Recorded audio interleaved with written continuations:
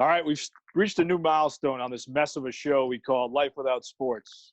I feel like we need like the Rockettes to come out, Mike Pacheco, and like That's right. to introduce our first guest really of any magnitude. We've had a few on the show, but no one has reached the level of acclaim that Mike O'Malley has reached in so many circles. This guy is a true crossover talent.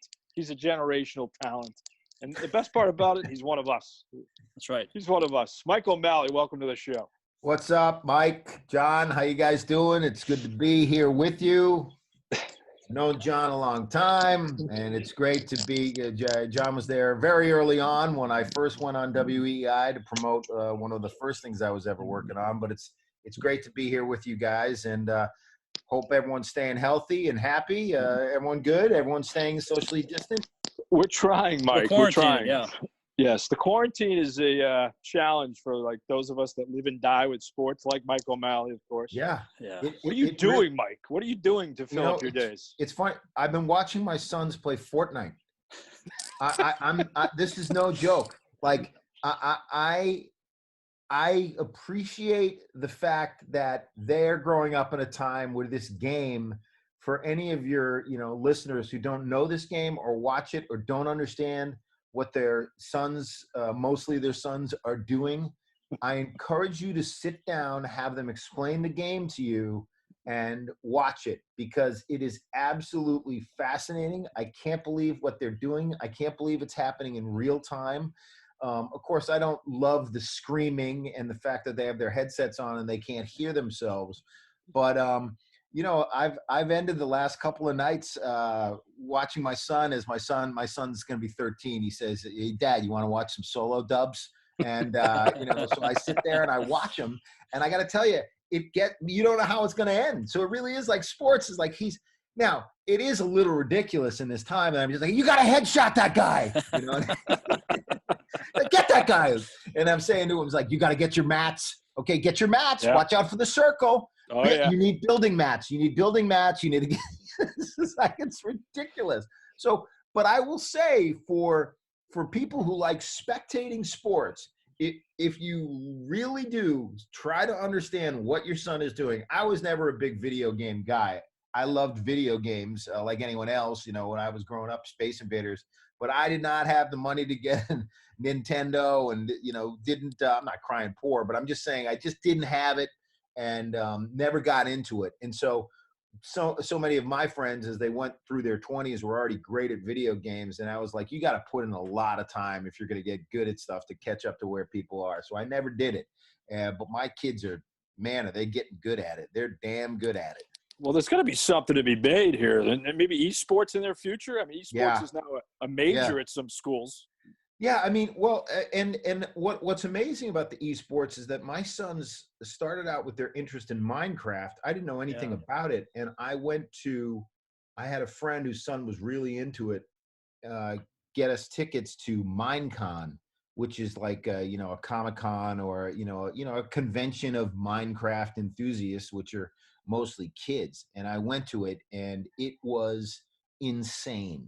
And there are people, and I'm sure, those of your listeners who have younger children, the stars for them are all the people that do, play Fortnite and do it well, and then send out videos of how to play it well, or the same thing on Minecraft. And, they're just watching these videos because they want to get good at something. I think one of the things that's not baffling about the success of a game like Fortnite and Minecraft, or really any of the games, but those games, of course, you're entering into this world where you're playing against the world, is that they can get better at it.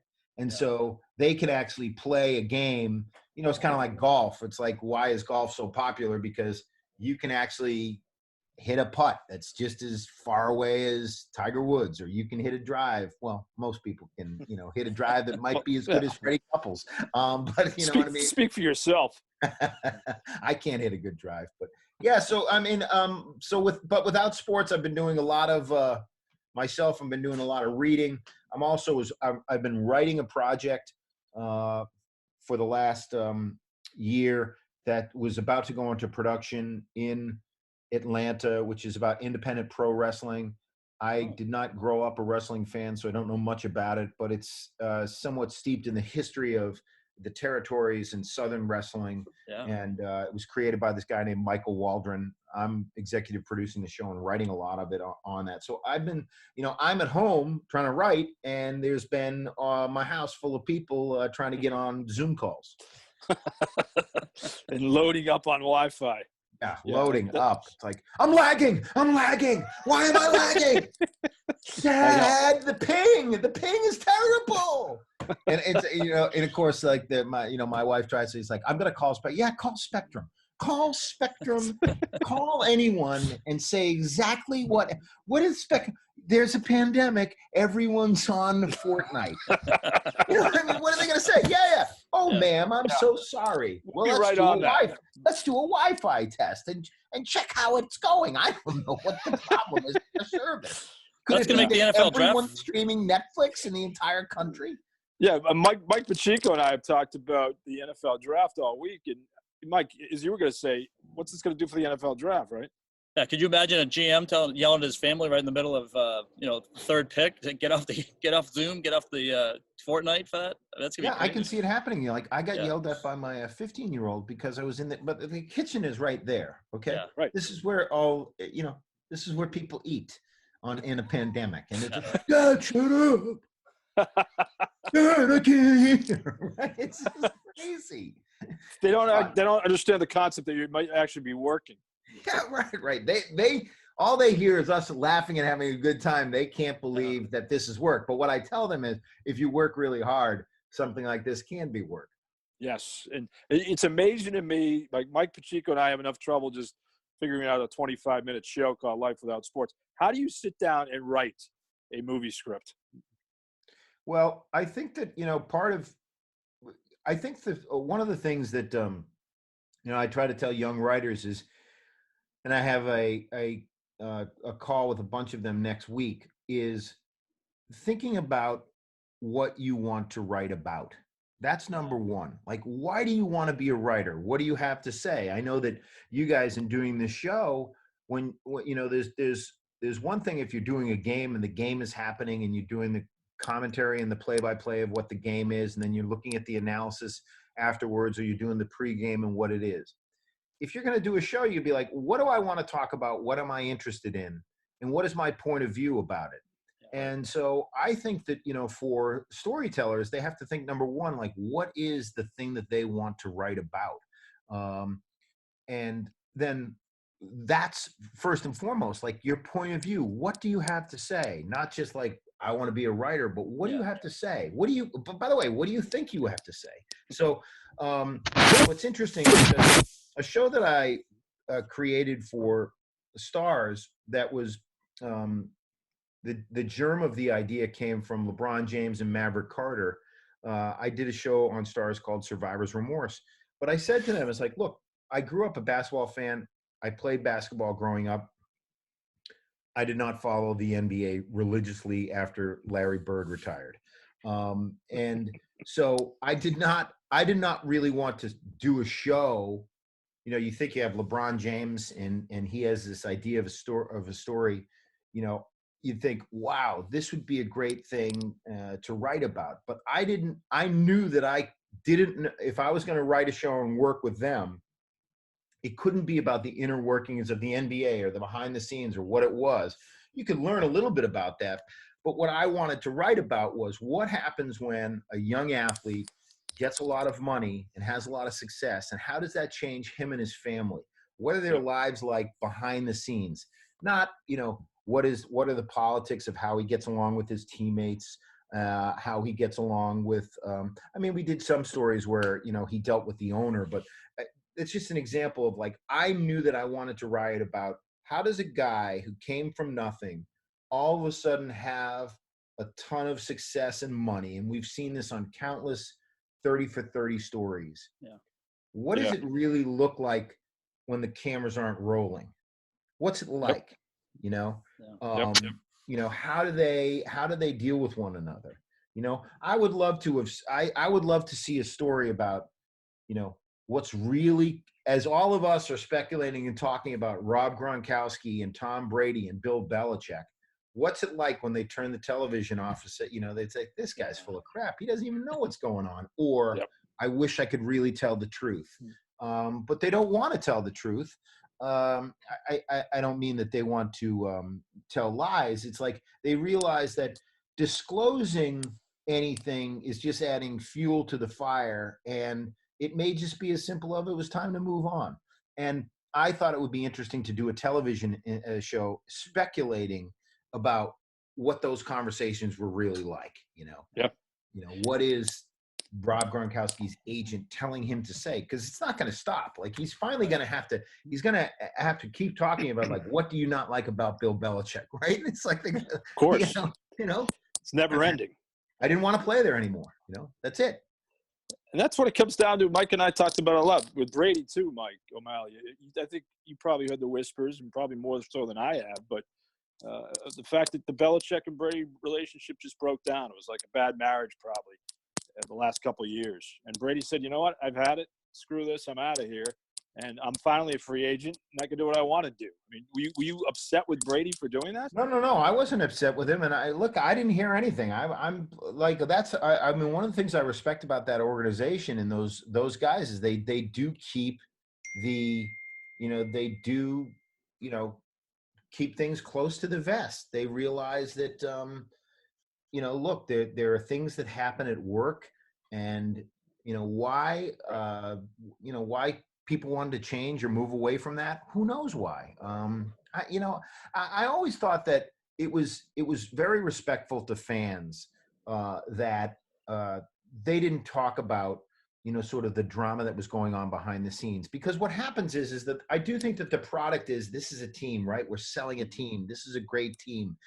I hated when I was in college and I heard that the 86 Red Sox team was 25 guys, 25 cabs. I don't know who was the person who said that, but right. But what was interesting to me to hear that, it's like, what do I care? I turn on the game, I watch the game. They seem to be high-fiving each other after a good play. Yep. They win the game, they lose the game. They go play another game. Then they go to the World Series. It's like, I'm having a good time watching this. Why do I want to be watching it thinking these guys hate one another? I'm not saying that journalists shouldn't write about it or, talk about, when they're disrespected or what the behind the scenes. I do think there's intrigue there. But it's like when, as an actor, if you go to see it, maybe this has happened to you before, just in terms of anybody in your family or a friend who you go to see do a show, a musical show or a theater or, a play or something. And you go backstage afterwards, you see him afterward, you're like, God, that was great. I just loved it. And then he's like, oh, that wasn't my best night. Or, oh, you should have really been. You really should have seen it 2 nights ago, or our show. Right. And you're just like, what? Well, I wasn't there, and I had my experience. You did whatever your experience was. Yeah. Why are you deflating my experience or letting me know that the experience that I had wasn't either as authentic or as rich or as entertaining? And so there is something to, I think, like watching the Patriots or the Red Sox or any of your teams win and succeed. And then all of a sudden you hear this behind the scenes stuff, which is natural. There's things that, deflate that. And so I try to I don't say I try to avoid it. I'm as sort of, my interest is as peaked as anybody else when you hear that people aren't getting along, because I also think that how people are managed is really important. But you cannot argue with Coach Belichick's success. 20 winning seasons, man. 20 in a row. Yeah, it's hard to match that, obviously. And I think between the Patriots and the San Antonio Spurs, it's a short list of teams that had a front of winning percentages above 600 the last 20 years. Yeah. It is amazing. But Mike Pacheco, I think one of the things that we talk about a lot, too, is the dynamics of the locker room. But how about the dynamics of a movie set or a television show, and about managing personalities? Is that part of your gig? Yeah, somewhat. I think that one of the things that happened for me is the older I got and the more children that I had, I have 3. I realized that I really had to reserve and retain a lot of my emotional energy for my own family. And so when I was younger, I would maybe be a little bit more interested in uh, trying to help making sure everybody got along, and taking on kind of, how do I create this experience that is ultimately fantastic for everybody. um, I, as I got a little bit older, I was like, I got to go to work. I got to get my work done. I want this to be a pleasant experience, but I got to get home. I got to keep something, in the tank for being a dad, coaching their teams, being focused, and really, it can be, as you both experienced, there are some work climates that are completely conducive to just joyousness and fun, and it's just the alchemy of the group of people involved that make it a good experience. And then there's other experiences that are just, because of the nature of the work, very, grinding and intense, and there's pressure because there's competition. And there's demand, and there's real, it's not loose, there's incredible pressure on making everything great, and that can be filled with elation. It can also be filled with, aggravated concentration. And so, but very rarely have I worked. I don't actually think I've not really had a bad experience. I mean, the thing about actors is they have to get along with people. And so, although you hear stories of, people being lunatics, it's actually, like, when I say it's the exception, it's like the rarity. Like, I've worked with major motion picture stars, and almost to a person, just thinking, like, Julia Roberts, unbelievable, like, so nice, so hardworking. Sandra Bullock, an absolute saint, like, Wow. unbelievable. George Clooney, Renee Zellweger, uh, John Cusack, Tom Hanks obviously takes the cake. He's just unbelievable. Will Smith, unbelievable.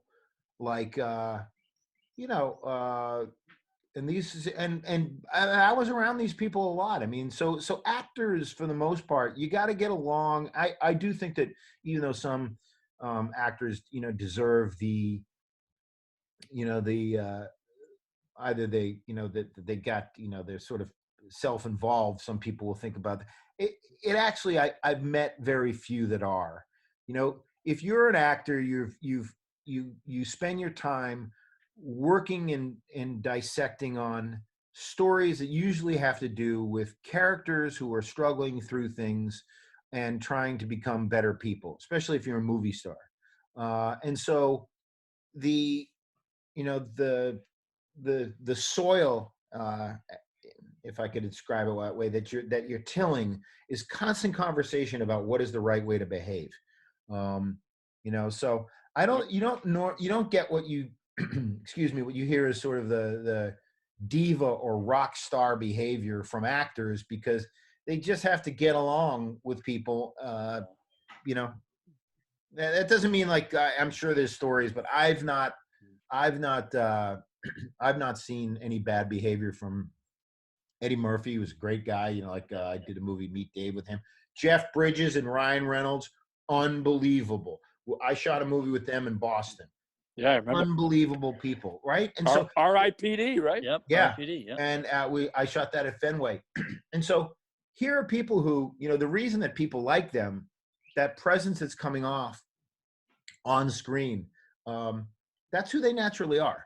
Jeff Bridges is as chill a dude and as nice a dude, and Ryan Reynolds is just, I mean, these people are just incredible, really. So I do think that, look, the bad stories get attention, and they deserve to get attention. But there's not a lot of guys like you hear about, like, Russell Crowe, losing his temper, or Christian Bale. Yeah, but I mean, Christian Bale, he people love him.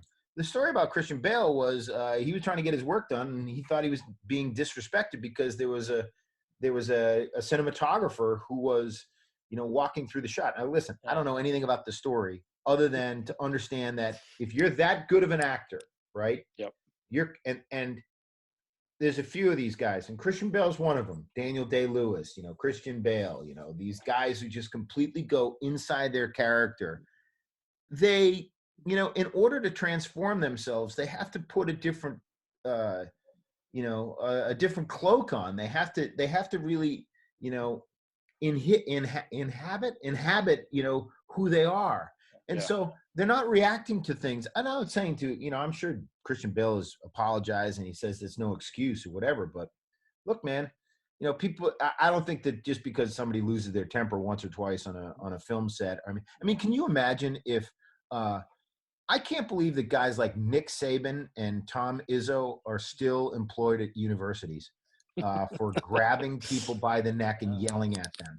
Like, True. I can't believe, well, I understand on the financial sense, but I can't believe how, a chemistry teacher doesn't come down to the president and say, look, I'd like to grab a couple students by the neck and say, and because the answer always like, well, that's how we motivate our young players. Right. You know what I mean? It's not, I'm telling you, man, it's going to happen. The only reason Woody Hayes got fired is because he clocked a guy on the other team. But it's going to happen. Good. It's about to end. And by the way, as well it should. You have Snowpiercer coming up, Mike. That's your next project on May 17th. It premieres on TNT. Snowpiercer was a movie in 2013, an Academy Award-winning director, by the way, yes, from Parasite. So what brought you to this project, and where's it going? So I had a friend named Josh Friedman who I knew in the neighborhood. Josh Friedman has written the next two. He wrote War of the Worlds. He had written a show called the Sarah Connor Chronicles, the Terminator Chronicles. He had adapted the movie into a television show, Snowpiercer, into his own thing, and he asked me to do a part. He's a great writer. He's written the next two, co-written the next two Avatar sequels. And he asked me to do a part in it, and I was coming off of doing Survivor's Remorse, and I wanted to try something new, and I wanted to do a dramatic role. It was a sci-fi movie. It was something a television show was something I'd never done before, sci-fi. And so I thought, this guy's a great writer, and I'd love to get involved with it. This is back in the summer of 2017. It went through a process, a change. Josh left the project. Another guy came on, the guy who created Orphan Black named Graham Manson, terrific writer. And they asked me if I wanted to be part of the show and do the first season of 10 episodes. I jumped in. I loved it. So I came back for a second season. And so Jennifer Connelly's the star. Daveed Diggs, who was one of the stars of Hamilton, played Thomas Jefferson in the character of Lafayette. He's the co-star. They're the two leads. My sister Carrie's in the show. She's terrific. She plays Lila Folger, and I basically play the head of the police department. So they made me grow this crazy pointy beard, and it was fun. I look like Sir Topham Hatt from the Thomas and the Tank Engine show without the without the hat. That's fitting. Yeah, but it premieres May 17th on TNT, and it's what the show is about is the Earth is is iced over, and there's 1,001 cars. It's basically Noah's Ark, and there's people who've paid to be on the train. There are people who've stowed away on the train, and basically it's a class struggle. It's class warfare. It's how do we stay alive? What rules do we follow? Because clearly we did not follow any rules. So we had to send chemicals up into the atmosphere to save the Earth. So it's really fun. It's really well written. It's like a big movie every episode. So I think it's going to be pretty exciting. Wow, that sounds like it's a winter, especially during, hey, this just in, it's a quarantine, so we need a lot to watch. Exactly. We need a lot to watch. Yeah. Exactly. How cool is it that they already picked up the second season? Is that kind of common? That was great. I mean, one of the things that, especially when they build such big sets, they want to amortize the cost of everything. Yeah. And so I think they realized, because of the success of the stories and how it turned out, they're like, we got to go do another season. This is great. And so that was exciting. But you got to really watch what you eat, because when they finally pick up the third season 2 years from now, and then you can't look completely different. So this is the problem with the quarantine. Yeah. Every day it was like, what would you like to eat tonight? It's like something that wouldn't make me get into a pre-existing condition. That's what I would like. So obviously with the pandemic, I mean, shooting is off, but do you feel like this is a good time for people to get more creative, and you think we'll see a lot of good scripts coming out? It's not necessarily on the pandemic, but just having people having the time to write more and think more. So, that's a good question, Mike. I think what it is, and maybe this has happened for you guys, is that I think it's time. I do think everyone's sleeping a little bit more. Yeah. I have been trying to sleep a little bit more. Yeah. I realize any of us who have children out there who are in school and playing sports and have their activities, it's like running a gauntlet every day. It's a 5-alarm fire. I remember saying to my wife at one point, and the kids, because it was like absolute chaos. This is probably 5 or 6 years ago, when some of the kids were in grade school and my daughter was in middle school, and it was like, where's the lunch? Where's the shoes? Where's your homework? You got to get the thing. And I finally said, can we please act as if it's not a surprise that everyone has to be out the door at 7:30 with a lunch, with their homework, with shoes, with their teeth brushed. This is not, it's like Thursday in the middle of October. Like, this isn't like somebody didn't knock on the door at 7:00. Yeah. Hey, everybody, you've got to get out of the house in half an hour. You're going to have to go to a place called school. You're going to be there all day. You need a lunch. You need to go in the bathroom. You need your pens. You need books. You need paper. You've got to get a computer. You need a charger. You need a calculator. You need all this. And you need it in a half an hour. You got to get going now. Absolute, chaos sometimes. And I'm just like, what is the... And so I actually think that chaos, that going away, has made people realize how just insane it was. Yeah.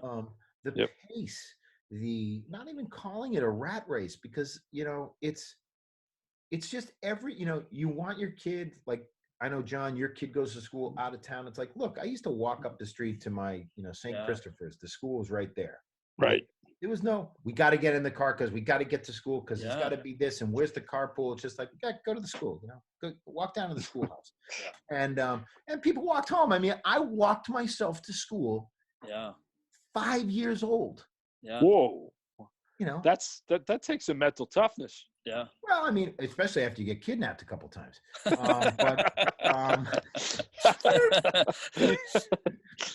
Kidnapping's not funny, but we're all laughing. But anyway, no, it is not. We don't condone it. No, we do not condone kidnapping. But I think that now, as it relates to your question, Mike, is that people having time to sort of think about either, a lot of people are connecting with people they went to high school or college with, at least, people who are our age, or they're connecting with friends and they're talking about, or they're reading and they're thinking about what is important to them. And or they're recalling, things that happened to them in their past, and they have a little bit more time to just sit and be with one another, and to think and to contemplate and reflect. And so I think a lot of creativity has to come from having that time to contemplate. And, it's one of the things that I've missed the most, after I became a dad and sort of, really started working a lot, is that when I was, in my 20s, I still had time, even if I was working, to then use the time where I was away from work to think about what it was I wanted to do. But when you're a dad and you go to work and then you come home, and then if you're really being a good dad, you're completely trying to check in with not only your spouse, but with your 3 children at different times. What do you need? How can I help? What am I doing? That doesn't leave that's why all of us have the other than Meter. That's why we all have the dad bod because we don't have time to sit and do planks in the kitchen. Oh, yeah.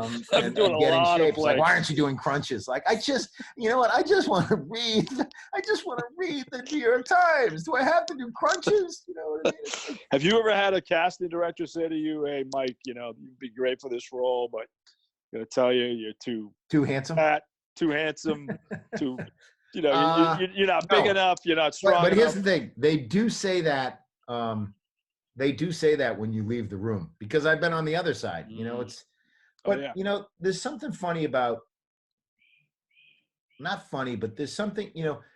The thing about going into show business is that it is probably, especially as an actor, it is the one profession in the world. I don't really know of any other profession like this where everybody just says, everybody. It's really hard. It's really, really hard. I mean, if you want to be a doctor, people say you got to be smart, you got to take a lot of work, but nobody says, if you can get through medical school, you'll make a decent living. And you'll be you'll be an esteemed person in our community.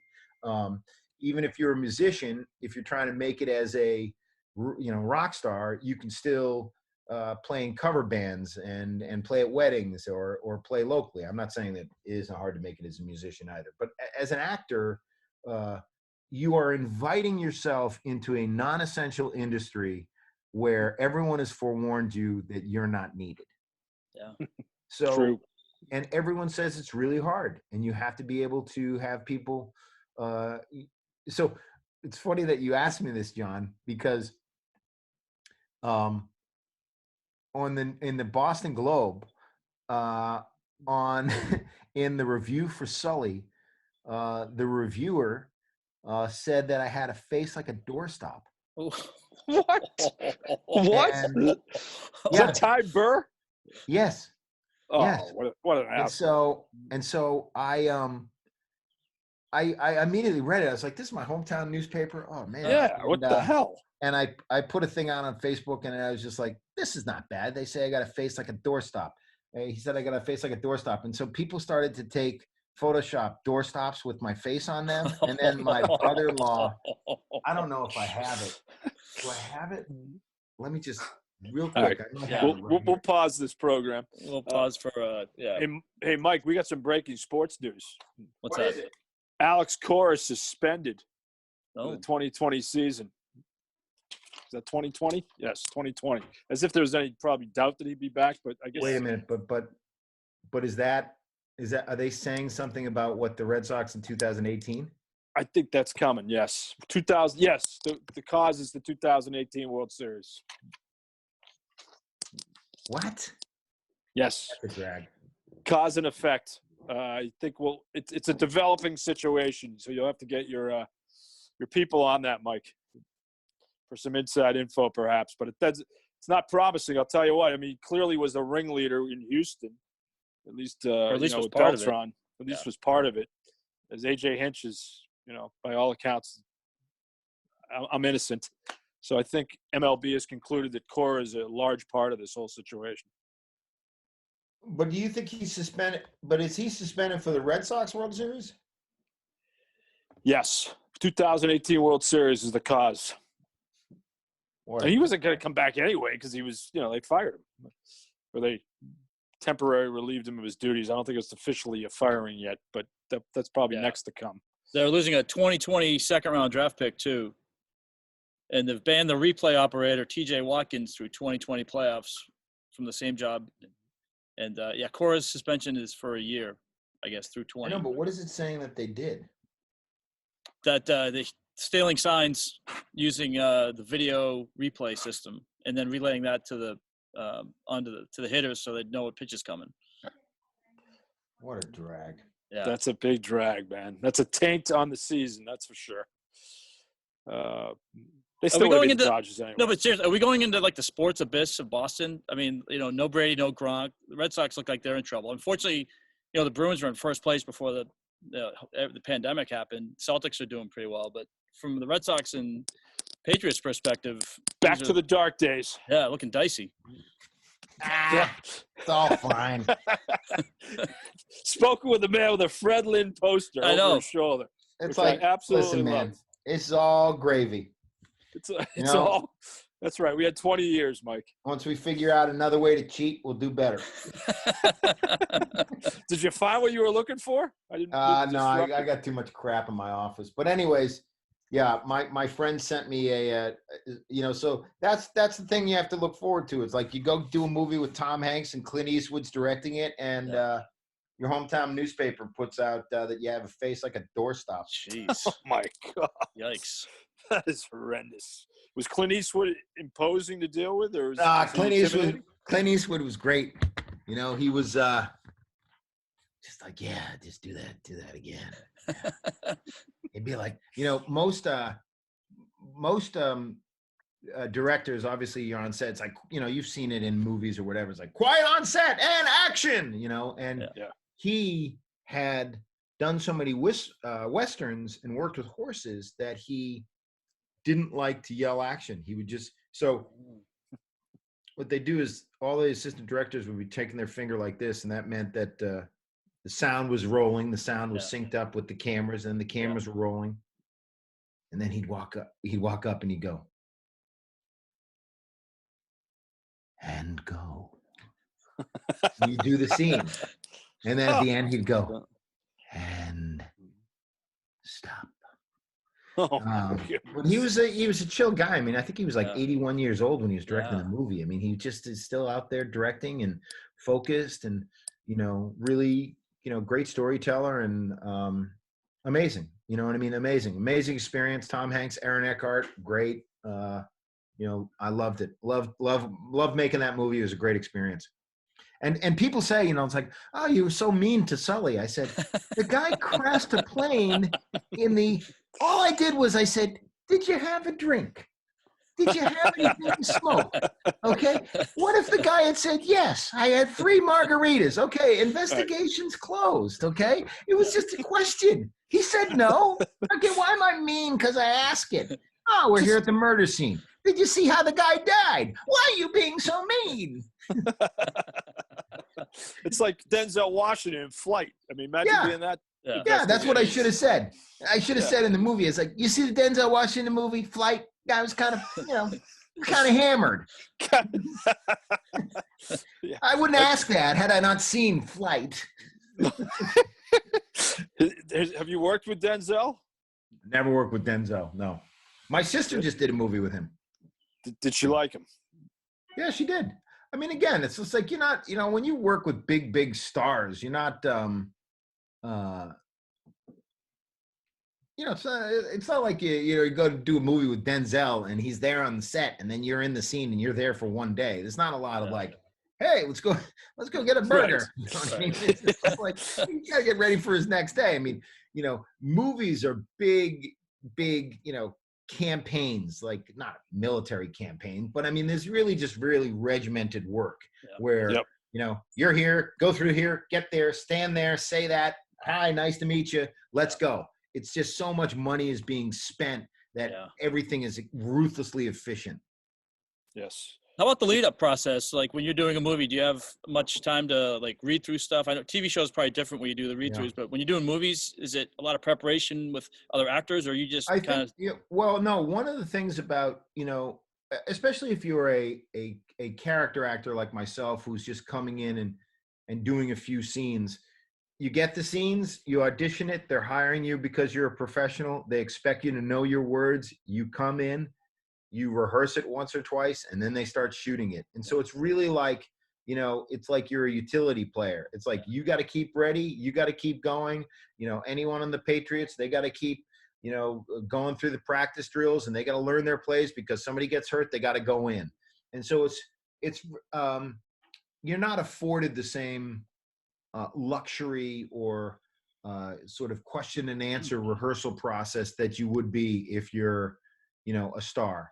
I will say on the night before we shot the scenes for Sully, we did get together with Tom Hanks and have an informal just meet and greet so that we could sort of know each other and be comfortable with one another. Clint Eastwood did not like a lot of rehearsal. He wants to capture behavior. It's kind of the first time that you're doing it on screen because he feels it's more natural. It's not acted. Yep.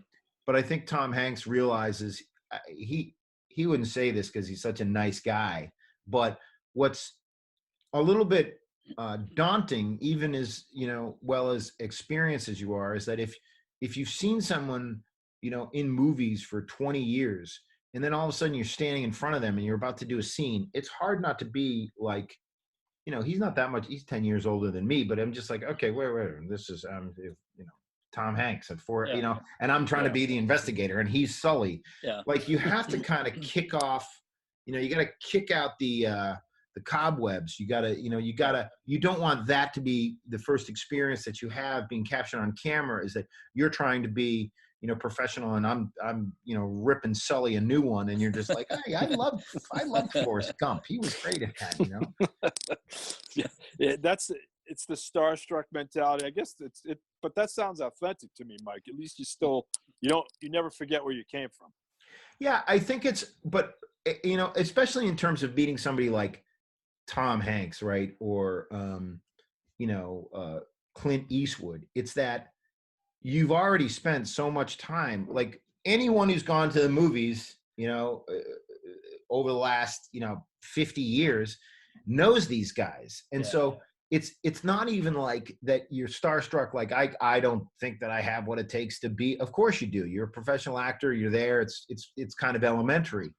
What's weird is that it's almost like they've come through the looking glass. It's like, here are these people that you've seen, for years and years and years, and you have this idea, and then suddenly they're standing right in front of you and saying, hey man, what's going on? And they look and talk exactly like what they seem like they would look and talk.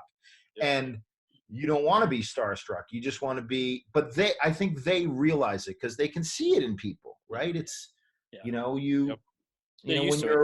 you're around creative, successful, talented people, there's a charged atmosphere. I don't care, what field you're in, and that energy that happens, it changes the interactions, especially when they're initially happening, because they have to be, they're being alert and have empathy and sort of thoughtfulness for what you're going through, and then you're trying to downplay, your excitement. Is the streaming world a good thing or bad thing for you? And I got to admit, I'm late to the party. I just started the morning show on Apple TV. Yeah. I know you're in an episode. Yes. Yeah, that was fun. I mean, I think that, I think what's changed about it is that not everyone's watching the same things, so that we don't have the same monoculture of experience where we can all say, somebody can say Fonzie to somebody who is, our age, and we know exactly what we're talking about. Yeah. Hold on, I got to tell somebody my next Zoom meeting is going to go late. Oh boy, I am still on with. We'll never talk to O'Malley again after this. I'm going to be on the blacklist. That's on NBC. There you go. Yeah. So, I think that streaming is good because it's there's more work for people. And I do think there's a diversity of ideas, and I think that's really great. Yeah. I think what it does, not necessarily in a good way, is that you can't, you could have an episode like when we were growing up. There could be a miniseries the day after, which was about nuclear war, and all of us were watching it, and everyone was talking about it in high school, and everyone was going through, the same experience, and we're able to talk about something. That's not happening here, because you're watching Ozark, and someone's watching the morning show, and they're watching Succession, and they're watching, and some of it does rise up to, but when ER was on, that episode where the woman had the baby and there was and she died in childbirth. Yep. I think 45% of Americans who were watching television that night were watching that show. Yeah. And it was like, 50 million people saw it. That's just an episode on a Thursday night in the middle of the year. Yeah. And everyone is at the same time experiencing the same storytelling. Yep. And so now I think so that, but again, you think like, oh, I just read Catch 22. Have you ever read it? Oh yeah. Oh Yep. my God. Back in the Feller, day. yeah. I never read it, and I Yeah. loved it. But it's just like they're saying, like Catch 22 is, it's got. I'm probably blowing the number, but it's like over 5 million copies in print, and you think to yourself, well, that not that many people have read that. Yeah. There's Right. it's like that's not that many, and it's too bad because it's an amazing book. But it's like, so I think streaming is good for work and good for creativity, and it's great that people are being employed, and I think that audiences are able to experience a lot. But it's now it almost feels like, I'm sure you guys are feeling, it's like it almost feels like you're doing like, I got homework to do. Like we got to get in there and finish the morning show. You know what I mean? Yeah. You get kids. I'm trying to finish The Wire, and then at the end you're like, I finished. Yeah. It's like you read a I'm book. Like, good. what I did got you that. do? Like I sat there and I was entertained. I know. I'm like that with Better Call Saul now too, which is brilliant. Yeah. I thought Breaking Bad was absolutely brilliant. I think Vince Gilligan, I don't know if you've worked with him, but I've not worked with him, but I have friends who wrote on Breaking Bad. I've not made it all the way through Breaking Bad. Let me ask you this. Should I go back and start Better Call Saul and then go Breaking Bad, or start with Breaking Bad and go to Better Call Saul? that's a good question. I'd go back and watch Breaking Bad and then start Better Call Saul. Right. I did a movie with Giancarlo Stanton, played a priest in a movie I wrote. Oh yeah. Oh yeah, no kidding. Yeah. Yeah. Yep. I wrote a movie called Certainty, which was about this couple that went to Catholic pre-Cana. Oh Oh boy, yeah. I've done that. I have a good pre-Cana story.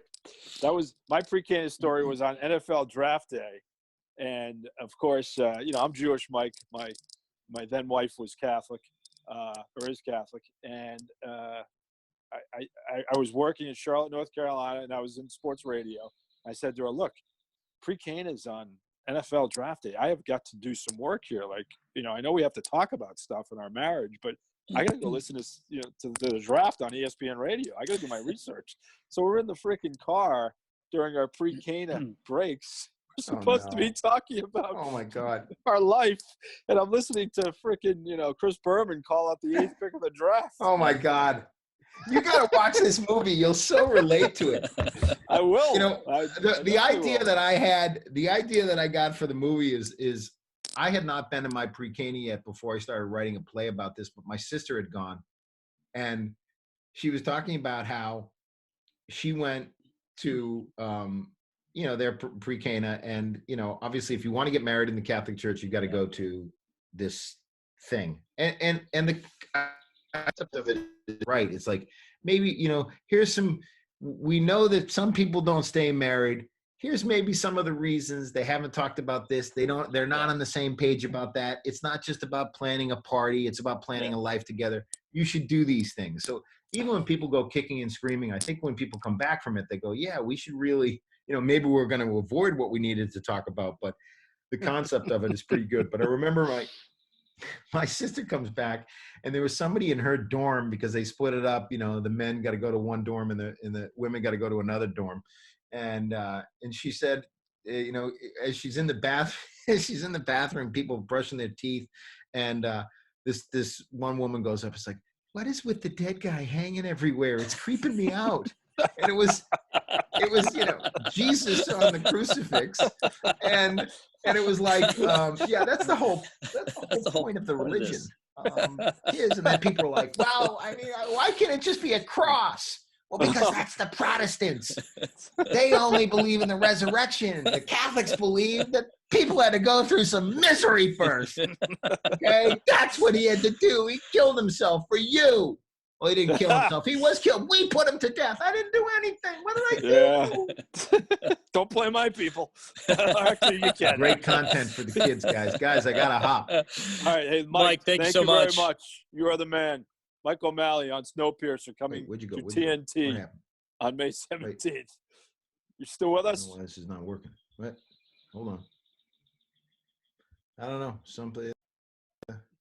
I can't hear you guys anymore. Oh, we're here. Well, if you can hear me, yeah, I can't hear you. Okay. But I'm saying thanks. Yeah, I'll see thank you guys you. later. You got it. Mike, thank you very much. Next pandemic. Thank yes, you. we will. Look forward to it. See ya. Good luck, Mike. Peace. Good luck to See ya. Snowpiercer. You Yeah. got it. That was great. May Snowpiercer, that would be. 17th. May 17th, Yeah. Snowpiercer. See, you know what? These big Hollywood stars, Mike, we got to reach the level where we're at the point where we were like, you know what? I got to stop. I got someone else on the other line. We got something else to do. He was great, though. That was awesome. He was the best. You know what? It's always kind of interesting to see where those things can go. Even, you know, I've known him for years. It's like talking to a brother. Yeah. But you always kind of like, oh, where should I go here? Should I talk about his career? Should I talk about the method? Should I talk about? No, I think we hit a good balance of, you know, kind of getting a little bit into the weeds with some stuff, but you know, the question about you know, what he thought about Brady, I thought that was good, and had some great advice for young people and wanting to get into business. That's so valuable too, because think about if you and I got advice from, oh man, I don't know, Sean McDonough back in 1987, or you know, even when McDonough was starting out, or Ned Martin, or Fred Cusick, Johnny Most, and Gil Santos. You know, I didn't get a chance to say this, obviously, because he had to leave quickly. But you know, maybe the best compliment you can give an actor like him is a consistently working actor. Because I mean, if you look at his IMDb, there's like no gaps in his career, and if there are small gaps, it's probably because when he had his kids and took a little time off. But I mean, the guy's consistently worked since the early '90s. But it's quiet. It's quietly that way. I think a lot of guys, you think, oh, he's prolific, he's doing too much. Guys are overexposed a little bit. Right. But he's managed his career, and probably through an agent and other people involved. But he's managed it so you're like, oh yeah, Michael O'Malley, man, he's had a hell of a career. Yeah. Well, don't forget, like one of the bedrocks of his career was, we didn't really talk about it, was that show Yes Dear. That was on for like 6 years. That's huge. He jokes about it. It still gets royalty checks. Yeah. Yeah. So every time that show's aired, it's Well, the four major actors in that, the Anthony Clark, that I can't remember the two ladies that were in that. They all had some sort of ties to Boston. 3 of them were born in Boston. Anthony Clark, I think, went to school at maybe Emerson or something like that. Went to Emerson. He was an intern at Channel 7 for John Dennis. Oh yeah, there you go. We always used to talk about whether he hit on Anthony Clark. Oh, jeez. Okay. Not that not saying that Dino ever did that to any interns, but we used to have some fun with that. Oh man. So that was Well, it's great for him to take an hour out of his day to BS with us. Of course, his manager says, "How much time do you need?" I said 20 minutes. Turned into about 40, but that's okay. It's well worth it. And it was a lot of fun. I think we had breaking news during it. That's right. With Alex Cora, we haven't even gotten to the Gronk situation. Not that everybody's hammering that, but I think bottom line, and Mike O'Malley alluded to it a little bit too, with that, is that Belichick has a shelf life. I think for any guy now who is of the new generation, of a guy who might be a little maybe 25, 30 years ago, Belichick could have these guys under his iron fist for 15 years if they wanted to play that long. Right. But I think like, you know what? I'm a little tired of Bill. Yeah. Well, but I think being the glass half full guy that I am, I don't think it's, I mean, I agree with you completely. That the burnout factor, I think, hits everybody at some point, right? But I think the lesson in this is not lamenting that it ended, but the fact that it happens at all. I mean, how much joy did obviously Brady bring in 20 years? And obviously, the 6 championships are a big part of it, but the comebacks and the touchdowns to Gronk and the Gronk spike. I mean, I and maybe this is just being old. I mean, I would have liked both those guys to end their careers as Patriots, but I think they earned their, I think they earned the right to do something else. And I give the Patriots a lot of credit, and it's actually smart business sense. I've heard some Patriots fans are like, they didn't get enough, or they should have just sat on it. They should have done a spite non-trade. They couldn't sit on it. No, you couldn't. It would crush your salary cap. They have no salary cap space to begin with. No. But I also, I mean, you can argue, and I think that's fair. Did you get enough compensation back? But you know what? They got a 4th round pick. They gave up a 7th round pick. But they got a 4th round pick, and otherwise they would have got nothing for letting him sit in retirement. Right. He told him. He said, it's Gronk definitely. Shaughnessy said, "Oh, he's screwing your team. He's a big middle finger to the Patriots fans." I guess Okay, yeah, Gronk is a prima donna. Boy, there's a Yeah. shock. Most Yeah, of them are. But I think there's this unrealistic expectation amongst fans, though, that like once a player goes to a team, that he's there for that team for life. That just doesn't exist anymore. It's just not a fair expectation. No, the 20-year Brady run's not going to happen. I mean, like I said, be thankful that it happened at all. You know. Well, yeah. Don't cry because it happened, or don't cry because it's over. Smile because it happened. Exactly. Thank you, Dr. Seuss. Did you get? Oh, I thought you maybe got that at pre-Cana. Well, I got that pre-Cana in between. Isn't that a funny story about? That's great. Sitting in my car, like in Charlotte. So we couldn't do it in Charlotte because we were getting married. Our engagement and our wedding date were within a calendar year. It wasn't the same. I mean, it was like this was November or October, and we were getting married in August. So it wasn't like a year to. So the church we went to at the time, they wouldn't do it. And then I think she called another church, and they wouldn't do it. So finally, we had to go to Lumberton. So for those of you that understand Charlotte, or it's like a 60 or 70 mile. We had to drive like 70 or 80 miles to go to pre-Cana because they would do like they did a quickie pre-Cana on a Saturday. Like we had to do a full day on Saturday. I'll have to ask Sam what time of year that was because I don't think it was draft though. I think it was. But we listened when I moved her down from New York. I was here for a month, and then I flew up and we rented a U-Haul and we drove it down here, and we listened to the draft the whole way down because it was a Saturday night into. She must have loved that one. Yeah, she did. No, she likes sports. She's not. She is. Well, I definitely remember her being a football fan. Yeah, she follows it. Yeah, it was. That's tells you have a good bond. You don't need pre-Cana if she likes listening to the NFL draft on the radio. Yeah. You got something. I still remember Tabucky Jones was drafted by the Patriots that year. Tabucky Jones. Wow. As you would call him, Tabusty Jones. Tabusty Jones. Yes. So that was I'll always remember that. And here I am divorced. So maybe maybe that was a harbinger of things to come. Yeah. But Michael Malley was tremendous. We're definitely going to get into more of the NFL draft tomorrow. Yeah. We're going to have some more special guests to come here on Life Without Sports. That's right. Mikey, it was a phenomenal show, as always. That was fun, as always. Yes, sir, Meat. We'll see everybody hopefully tomorrow. Today's Wednesday. We'll see everybody on Thursday. Yeah. Yes, may your tomorrow be as fun as today. Or your today as fun as tomorrow. All right. So long, everybody. So long, Special everybody. Thanks to Michael Malley. Yeah, thanks to Michael Malley.